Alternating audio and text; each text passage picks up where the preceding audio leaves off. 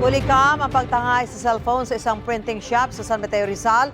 Ayon sa pulisya, dati nang nasangkot sa ilang insidente na nakawan ng suspect. May unang balita si EJ Gomez.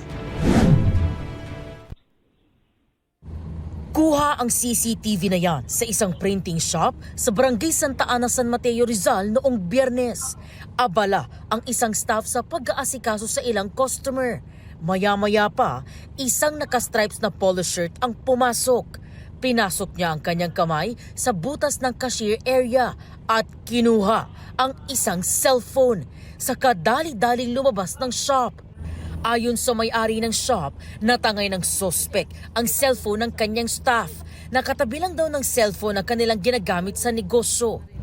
2 oras makalipas nang mapansin daw ng staff na nawawala na ang kanyang cellphone na ngayong buwan lang daw niya natapos bayaran ng buo. May rush picture po kasi kami doon sa shop na yun. And then busy siya sa pagpipicture.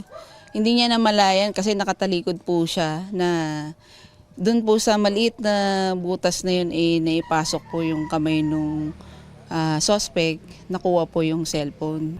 Ayon sa may-ari ng tindahan, dati nang nagpupunta ang suspect sa kanilang shop.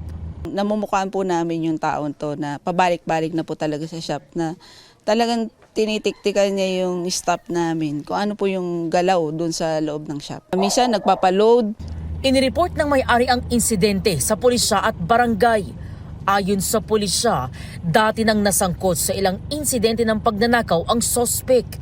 Sabi naman ng barangay, ang suspect natin po ay posibleng hindi taga rito sa Barangay Santa Ana. Yung nakikilala ng aming mga tanod.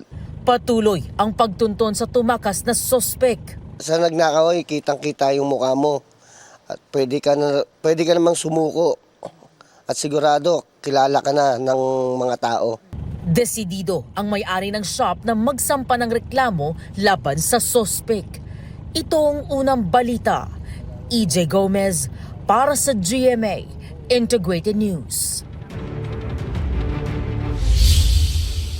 Igan, mauna ka sa mga balita, mag-subscribe na sa GMA Integrated News sa YouTube para sa iba't ibang ulat sa ating bansa.